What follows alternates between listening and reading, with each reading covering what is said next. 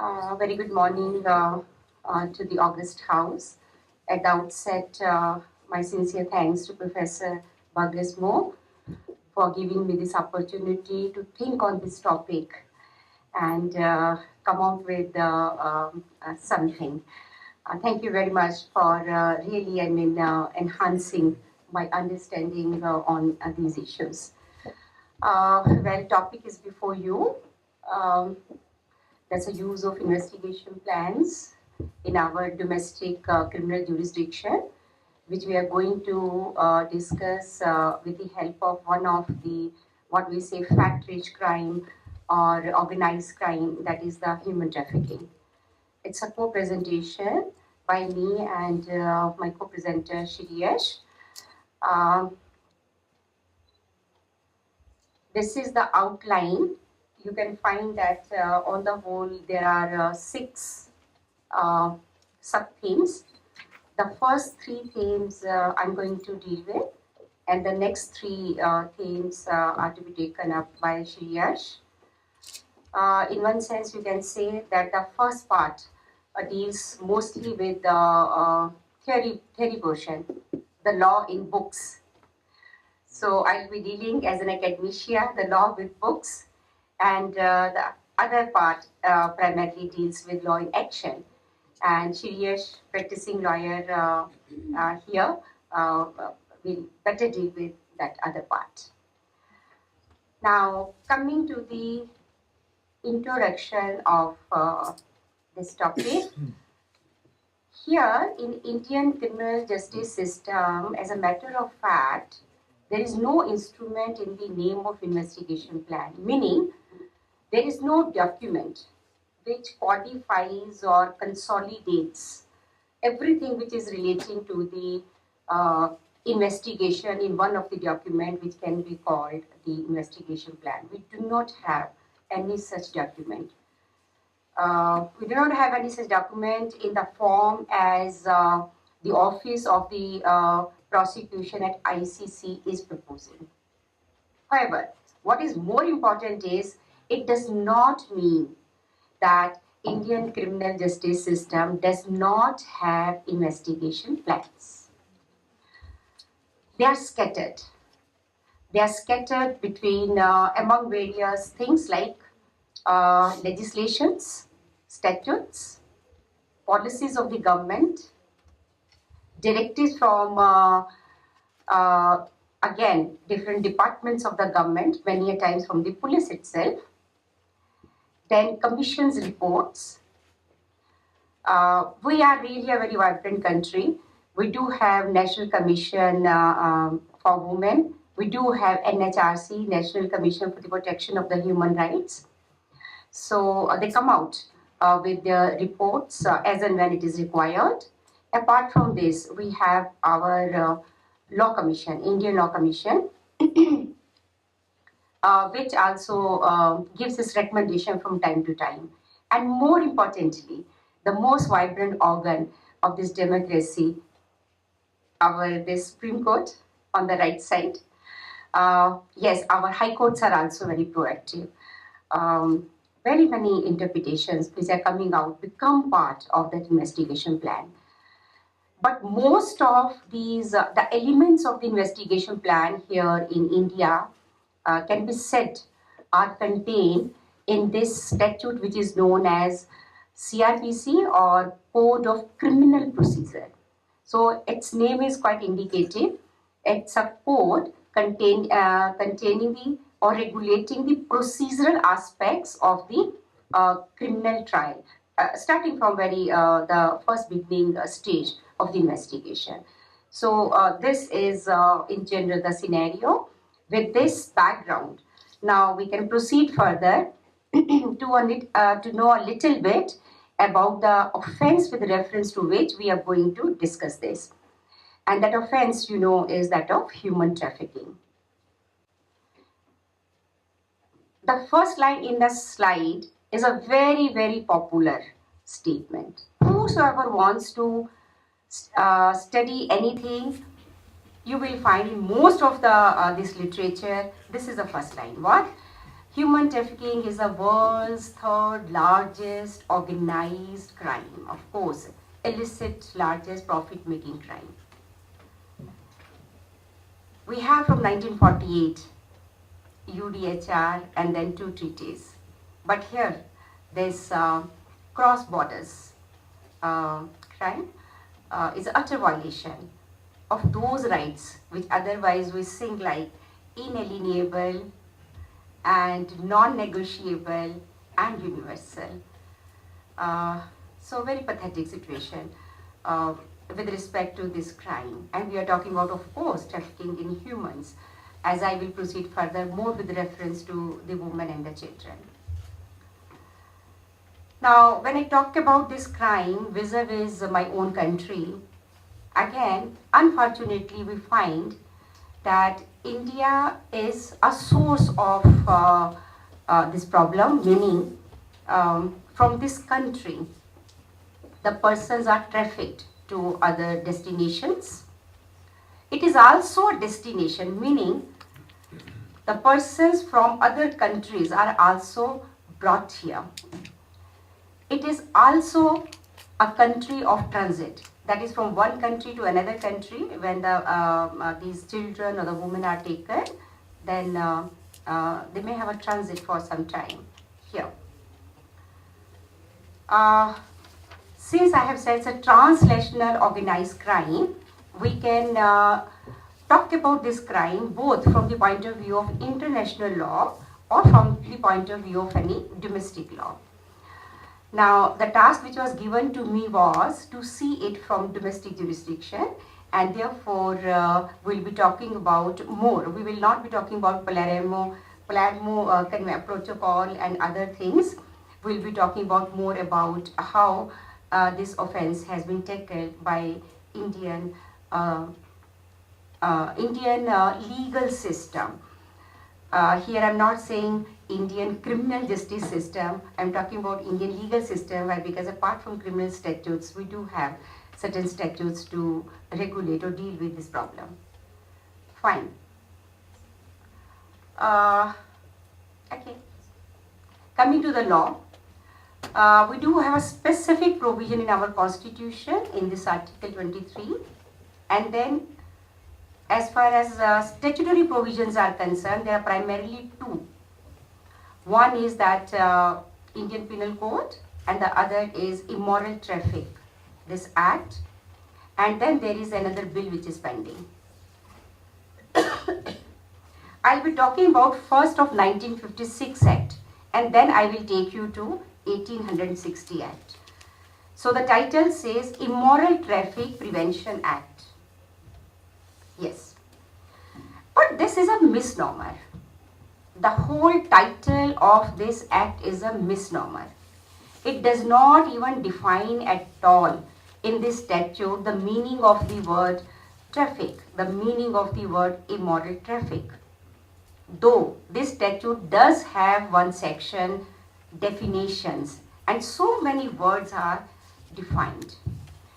What it deals with this statute, as a matter of fact, is the prostitution. Only one aspect of human trafficking which deals with prostitution. It does define the term of brothel. It does define certain other related terms. So this is a statute which prevents immoral traffic by punishing certain things like keeping the brothel or living on the earnings of the prostitution, or procuring, inducing, or taking persons for the purpose of the prostitution, and other detaining a person where prostitution is carried on, etc. But one thing which is good about this act is, which I can relate later on, I think Shri has related it, but it's here also, that it provides for the appointment of special officers, that is the trafficking police officers. Now I take you to IPC of 1860. Right from 1860, that colonial era, we had one section in our IPC dealing with a very, very limited form of trafficking, and that was relating to the slavery.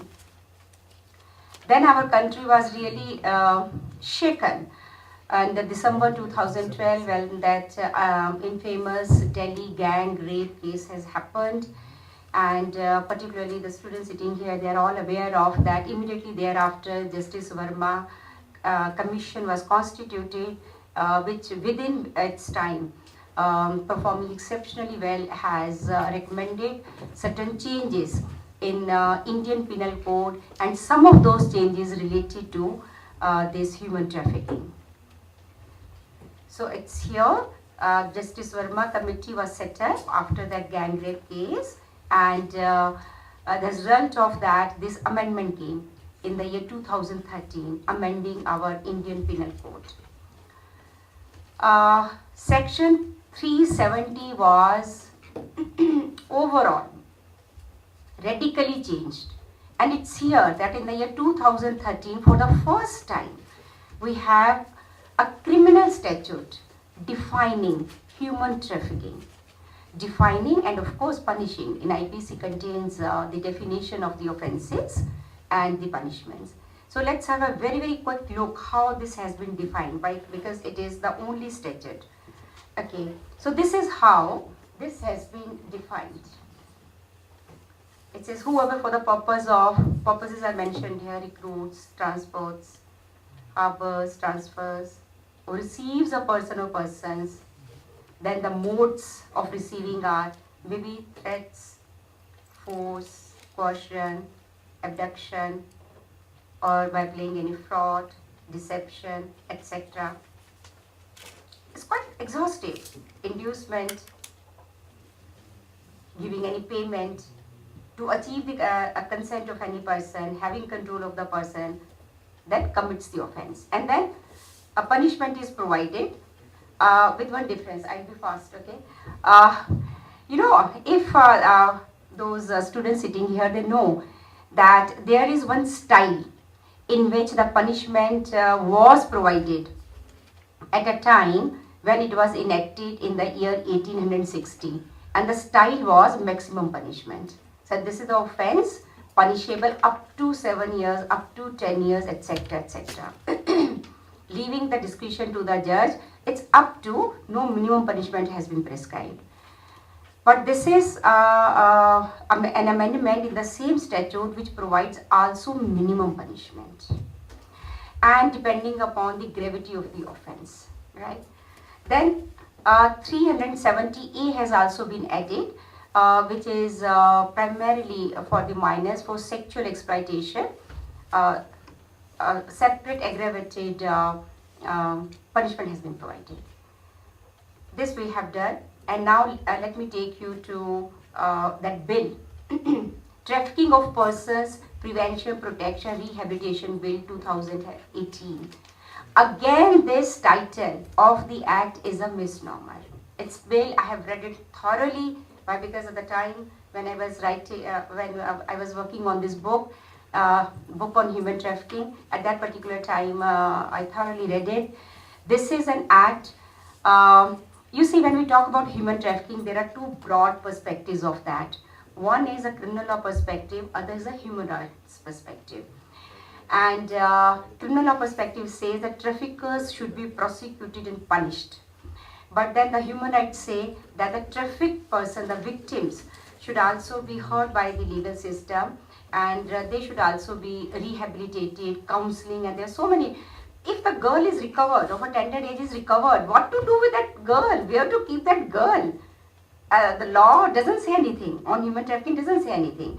So this is an act which primarily deals with the rehabilitation and protection of the, what it says, rescued victims, and it provides for the fund, trafficking fund, so on and so forth.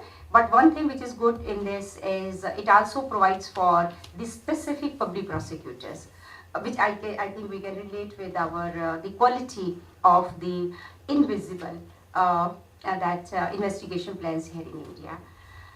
Now coming to our criminal justice system. The first point is what we say FIR, first information report. Whenever any crime is committed, if we are talking about here anything relating to if a person suspects that in my neighbor that girl who's a maid appears to be trafficked, I can go to the police station and lodge the FIR. Or if that girl is sent to the market and is a little bit intelligent girl, and incidentally the police station also happens to be on the same road, and when she goes to the market, police station comes in between, she herself can go to the police station and say that this is a problem with her. So this is known as first information report to the police. It is this report which puts the whole investigation into motion. In the Indian context, the offences are categorized into two categories known as cognizable offence and non-cognizable offence. Everybody, our students know it here, especially for the foreign delegates.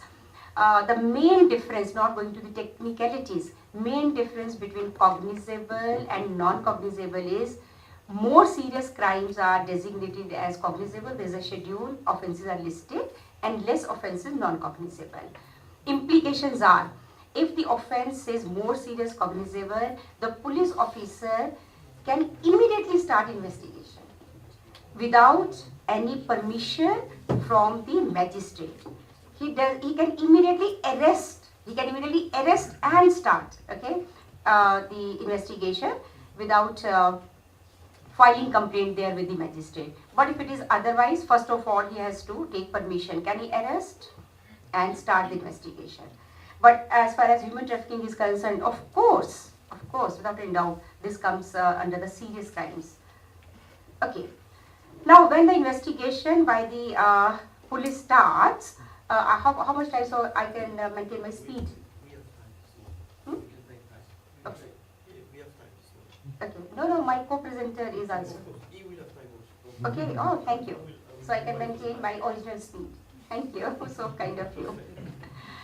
Fine. So when the and this is really the very, very important portion which now starts.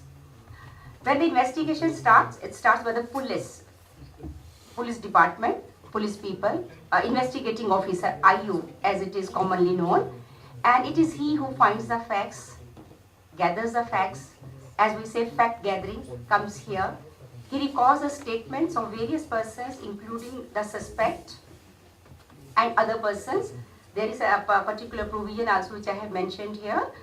Section, it's a very popular section, section 161, 164, etc. of the same code which I have mentioned here. And then he collects the documentary evidence.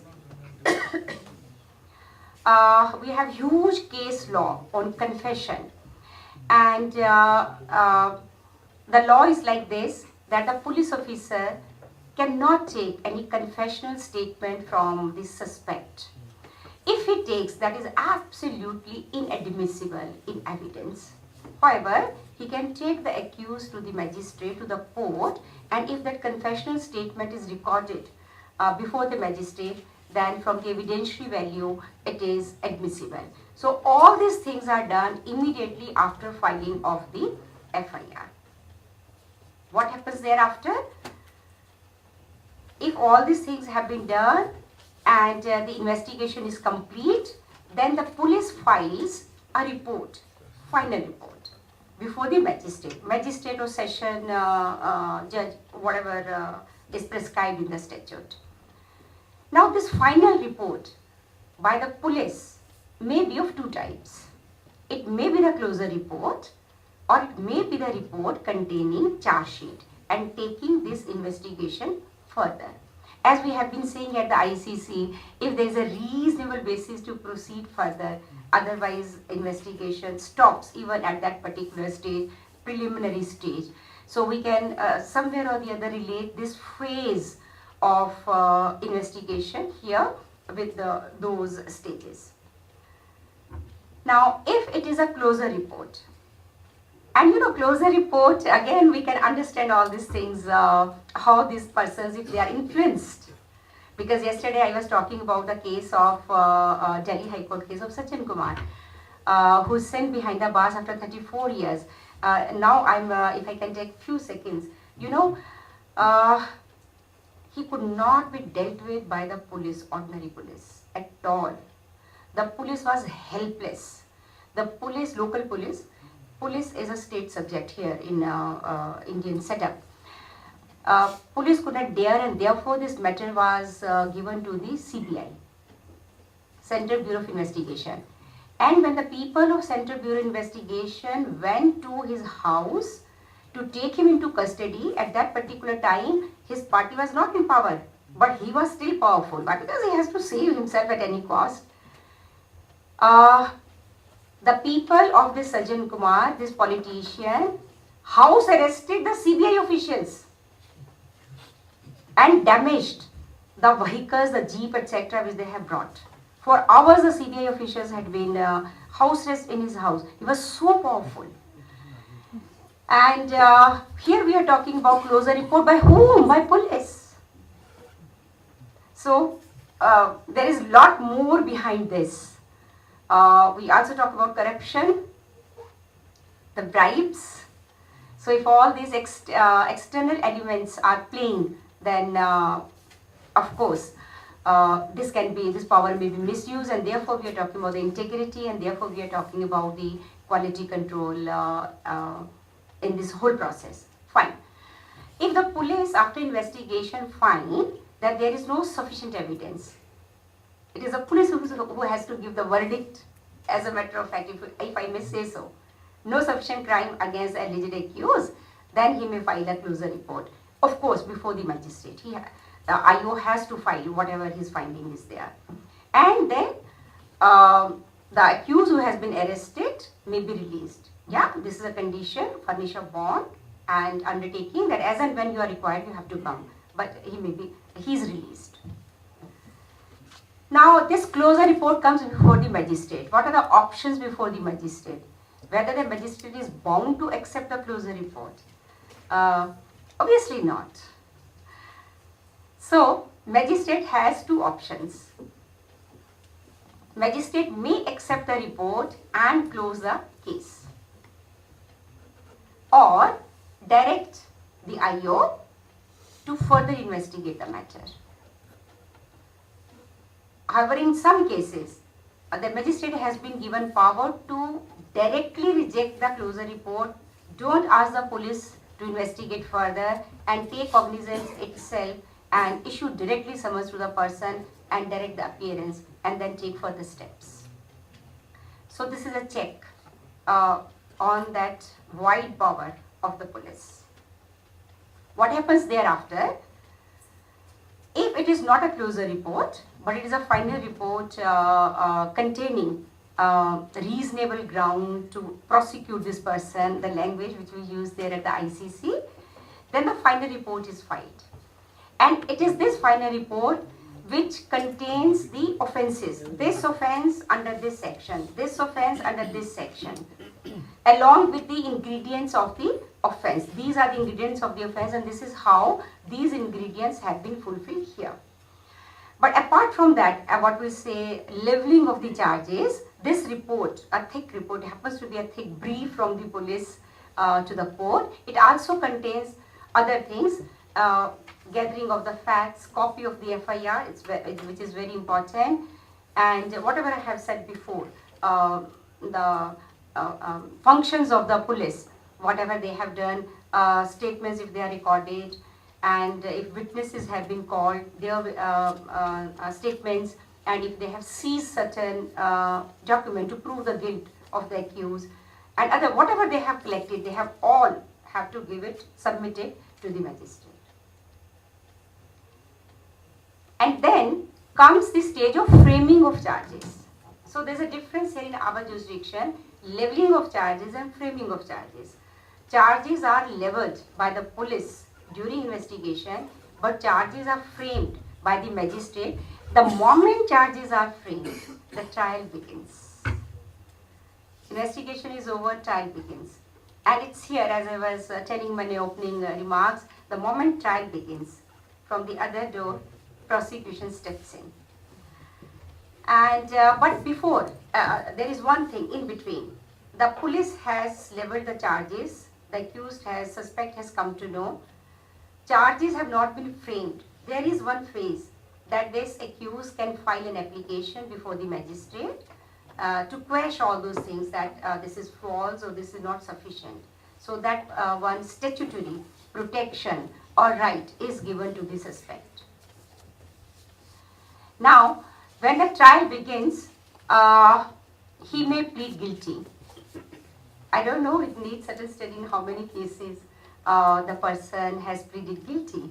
In our normal life also, we don't accept our faults. I don't know what is that weakness of the human being, but this provision is there in the criminal jurisdiction. If the suspect pleads guilty, then the magistrate asks the prosecution to prove the evidence. So it cannot be, God forbid, my friend has committed a crime and I'm saying before the magistrate, I have committed that crime. Because he is so dear to me. I want to save him. I'm pleading guilty before the magistrate. That's not enough. It's enough, madam. It's enough. Huh? It's enough.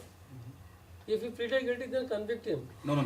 Well, anyway, I'm talking about what you are saying. It's good. I welcome your intervention. What? No. You missed perhaps my first part. What I'm telling is what is there in the books. You can tell later on whether it is happening on the ground or not. Which Shirish will be telling. There are so many things, golden rules, which are there in the books but not there in practice. So whether in practice it is happening or not will come later on in the second portion. Here in latecomers a little bit, but here it is. Okay. So the prosecution has to, of course, prove, as we are saying, the guilt of the accused beyond reasonable doubt. And in between,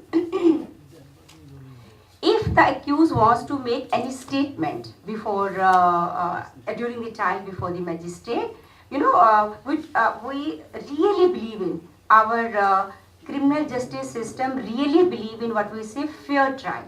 And fair trial is all about the rights of the accused. And one of the rights of the accused is to be heard. And so here we can say that particular element is mentioned here. And of course, if it's a prosecution, there has to be the defense on the other side. If the other person has engaged the defense counsel, well and good. But otherwise, this concept of fair trial here in India also includes free legal aid. That person is also provided by the state itself. And it's going very strongly, this mechanism of free legal aid. We have the legal aid clinics. So defense has been given to the Kasab also, even to the terrorist also. What to talk about an ordinary person. So that is also fulfilled. And at the end comes the judgment resulting in the acquittal or convicting the person, so on and so forth, which is not our areas of much concern. Why? Because we have to focus here more, even before the trial, during the investigation. So with this, I give it to my co-presenter, Shirish, to take it further.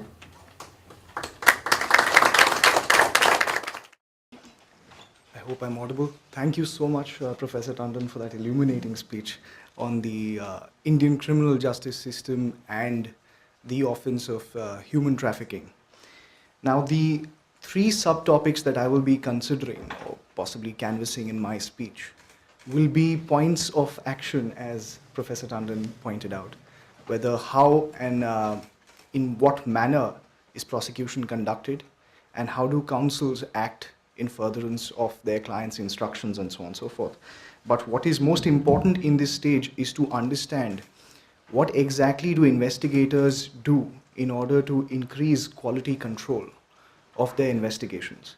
Now, just to understand that and to pitch my case properly at the right threshold, it would be proper to understand what are the points of divergence between the Indian investigations and the OTP investigations. Now, naturally, Professor Tandon has already pointed out that there is a mandatory investigation requirement. Now, that mandatory investigation requirement stems from a 2013 Supreme Court case, but which resulted from a 2008 another Supreme Court judgment, which basically talked about how there were several instances where information disclosing the commission of a cognizable offense was given to a police officer, yet the FIR was not registered. So this clearly shows that we took the matters to the other end of the extreme, where we said that as soon as there is information that discloses commission of a cognizable offense, you have to mandatorily investigate. Now that naturally means that there is no scope for a preliminary inquiry in the matter. If there is no scope for a preliminary inquiry, then as we compare it to the OTP investigations, which are naturally predicated on a very robust preliminary examination, which is conducted for months and years, you do not have the same liberty or the same kind of material or information available to you to plan your investigation in anticipation of what is to be done in the future. So in a preliminary examination, I'm sure the OTP understands the main prosecution story, understands which witnesses need to be summoned and examined, and then thereafter also understands the ingredients against the main accused persons. Naturally, this information comes into light to the OTP during preliminary examination.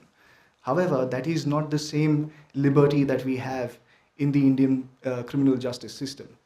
So what we have to understand this very big difference between the two. Then there is the admissibility of statements, as Professor Tandon has already pointed out.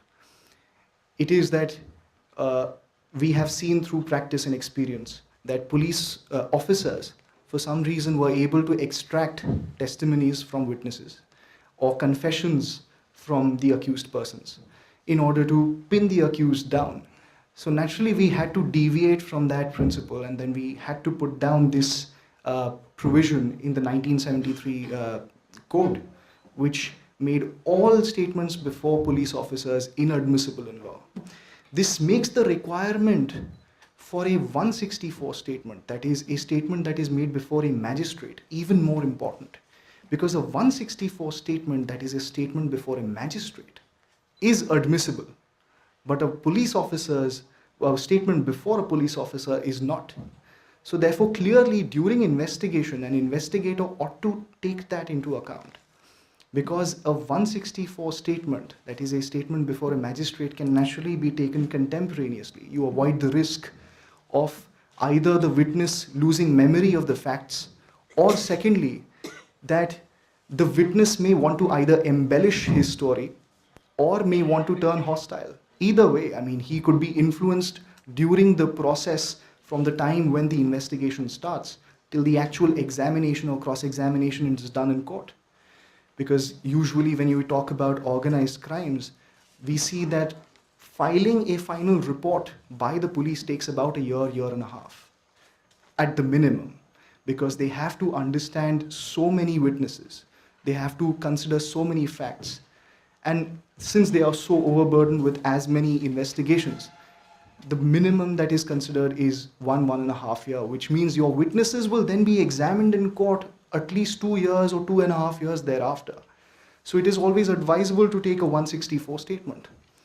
The third difference that comes to my mind is that collection of evidence at the request of the defense is a point which is completely in contradistinction between these two systems. Because what we see in the Indian criminal justice system is that at the stage of discharge, that is at the stage of framing charges, the court or the magistrate will only consider those materials as are given in the final police report under 173, which means it will not consider any other material, any other evidence, any other witness statement that the defense wants to rely upon. If the defense wants to rely upon the police report, that's well and good. But if it wants to present its own evidence, its own witness, that is not permissible at the stage of framing of charges. So these are the key differences that I believe exist between these two systems, between these two investigations. And then we have to pitch our case at the right threshold, because we need to understand that the Indian investigation also suffers from other problems or difficulties. When we talk about State investigations, the state police forces are not as well equipped as the central police forces. That is also primarily for the reason because CBI or central police forces such as Economic Offense Wing or Central Bureau of Investigation actually come through IPS, that is the civil services, the central civil services, as opposed to state civil services, which then are the source for the state police officers. It is, I'm not too sure if it is all right to say this, but yes, it is widely considered that central police forces are much more adept and much more analytical when it comes to an investigation. That, coupled with the fact that there are less resources available to any investigating officer because he is functioning by himself more often than not. So therefore, we try and understand what kind of investigation plans do we even have in India? Do we have a fact-specific investigation plan which an IO possibly devises right at the commencement of the investigation after the preliminary examination? We do not have that. So what do we have? We have general guidelines that possibly operate upon the investigating officers. Those guidelines that have come from laws, from statutes, and possibly something that you can infer from judgments of the High Court and Supreme Court. So just to give you an example, in a sexual offense case, more often than not, the sole testimony of a prosecutrix is enough to incarcerate or hold the person guilty of a crime. But will the investigator solely rely upon the prosecutrix statement and then thereafter file the final police report? I hope not. So then therefore, naturally, these guidelines have come through judgments where a lot of judgments say that the investigator ought to have considered corroborative testimony, ought to have considered corroborative evidence such as possibly scientific evidence. The investigating officer could have sent medical examinations, could have considered call data records and sent them for forensic science laboratories. So we understand that here the issue is not about reducing clutter. The issue is more about strengthening the case. And that is the problem that we face. Because investigating officers, as opposed to the OTP where there is possibly a very robust preliminary examination and you consider all possible materials in front of you, what we have over here is lack of resources and lots of investigations. So you need to strengthen your case as opposed to reducing clutter. You need to bring in as many facts and as many evidences as possible. Something that somehow, and this is completely my experience and my practice at the Delhi High Court and trial courts in Delhi, that more often than not, prosecutors are not able to understand or grasp the ingredients of the offense and bring the witnesses who may be able to substantiate those ingredients. So clearly we understand that there are these general guidelines as opposed to fact-specific plans that are devised by investigators as they proceed with an investigation. So, however, what we have also witnessed in the past few years is that there are various standard operating procedures that have been notified, that have been brought out by various police departments. One example being that of Orissa Police, which has come out with a checklist. Now, that checklist operates in a manner where the items in the checklist are given on the basis of priority. So the topmost matter will naturally be of high-ranking priority, which means that the investigator ought to at least cover this and then thereafter proceed on to other things. And then there are other standard operating procedures which are notified by the National Human Rights Commission, which are notified by various other authorities such as MHA, which is the Ministry of Home Affairs. So what we see over here is clearly that you have general guidelines as opposed to fact-specific investigations or fact-specific plans that are devised, or even during investigation, there is a lack of resource. Therefore, we do not want to commit investigators to just for the purpose of devising a plan rather than focusing on the investigation. So there are lots of things that we are suffering from, lots of matters where we are lacking, and therefore I'm not too sure if an investigation plan would be the right fit for India, but necessarily if a right mechanism is brought out, then we may be able to increase at least the quality of our investigation mechanisms by ensuring that the investigators focus on the right thing, by ensuring that they bring in the right amount of witnesses. More often than not, they just let the cases go by because they feel that this is enough for a prosecution. But when it stands at the anvil of examination by a court, the court thinks that maybe this is not enough. Maybe the benefit of doubt ought to be given to the accused. So I will wrap up my presentation at this and think that maybe these guidelines that are existing in the Indian criminal justice system naturally are of a soft compliance, because what we see is that these investigators face the real consequences of a non-compliance with the checklist. That if they do not take a 164 statement, or if they do not send the matter for a medical examination or scientific examination, that may not necessarily result in acquittal, but accumulation of these non-compliances may. So therefore, there is a soft compliance, and in terms of a direct effect or direct consequences that may entail because of these non-compliances. And then therefore, we have tried to understand that, and which is why we have come out with these checklists, so that the investigators feel the real consequences of their non-compliances that may possibly result in an acquittal or so on and so forth. So I'll wrap up my presentation here by just saying that there are lots of things that we can learn from the OTP in terms of organization, in terms of reporting and management, as all the panelists have spoken about today. There are also certain things that we cannot possibly do considering the constraints that we suffer from. So I'll keep that at that. And thank you so much for that presentation. Thank you for this very interesting presentation.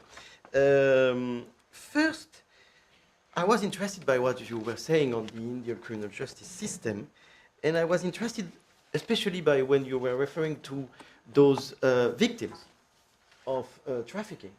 And my first question would be, what can they do, those victims, in your criminal justice system? For example, you were saying that the magistrate will decide whether he accepts the closing report of the police. Does the magistrate have at least to listen to the victim before accepting that closing report? Can the victims do something during the criminal process? When do they get reparations, and by whom? That would be the first series of questions. Then I have other questions, which are, what are the main information categories used in Indian investigation plans or general guidelines, if I understood well? And what do you consider to be the main value of the use of those guidelines? Thank you very much.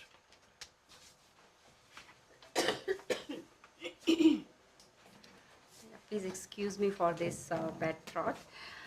The first question, which is regarding the closure of that report and the victims of that this trafficking.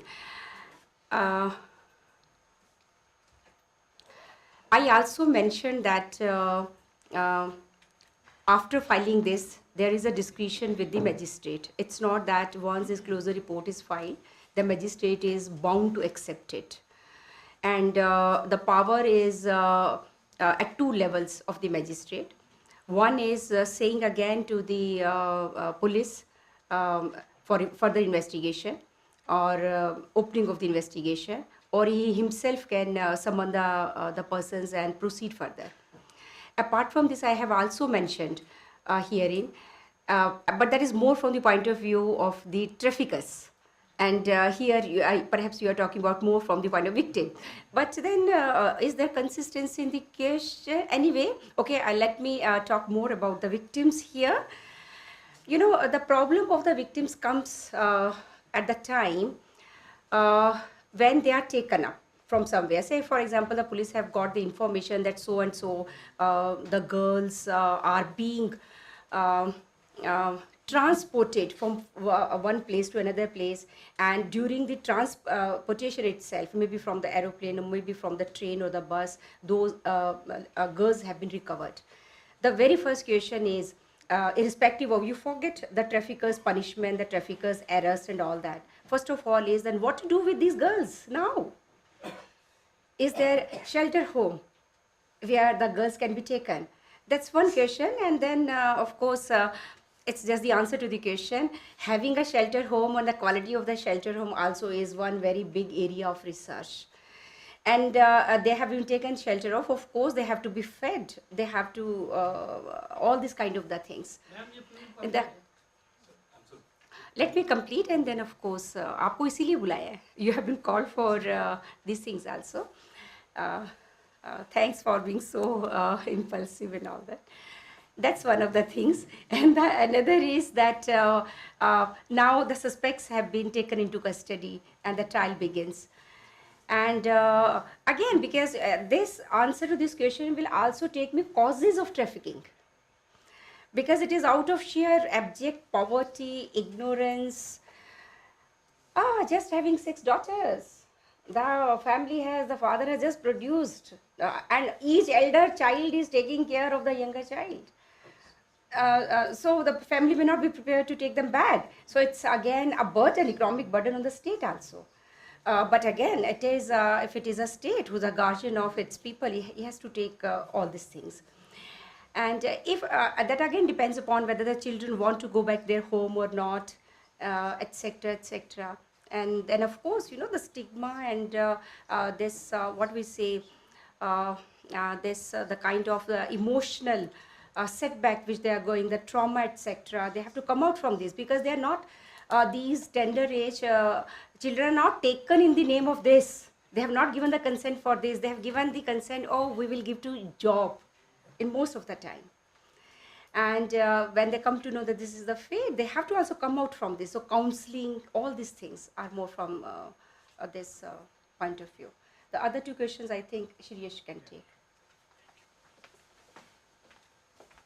As for the first question with regard to the locus standi, or what kind of right does a complainant have if a closure report is filed before the magistrate?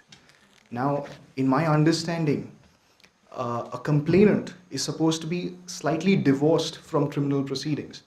And the way we handle it in India is to say that the complainant's counsel can assist the prosecution under Section 24(8) proviso, but he cannot substitute the prosecution. So if there is a stand that has been taken by the prosecution, you cannot as a complainant take a vertically opposite stand. But having said that, you also have a right to be heard when the accused is being discharged, or if the warrant for summons is not issued by a magistrate, or if a closure report is accepted. As a complainant, you have the right to file a protest petition against the filing of a closure report. That you can protest against the closure by the police and say that this matter ought to be further investigated, or in the alternative, taken cognizance of by the magistrate. So that is for the first question. He has to be informed, perhaps compulsorily. Yes, yes. Under the IPC, he has to be informed if there is a closure report as well. CRPC, sorry. And as for the second question, which is with regards to what information categories does one assess when one is devising an investigation plan. Now, the investigation information categories will naturally be only those categories of information as are disclosed in the first information report. Now, the first information report is possibly the first information that reaches a police and which from where it starts an investigation. So the only investigation plan that I can think of in terms of actual distinct information categories are, say, for example, name and details of the accused, details of the witnesses who have possibly seen the crime itself. And this is where this investigation starts building up. You may, if you have a continuous investigation plan revision, where you're revising the plan as the investigation is proceeding, you may then be able to consider other information categories. But it is not possible to distinctly put down as to what those distinct information categories are, because it completely is up to the discretion of the investigating officer. So having said that, thank you so much.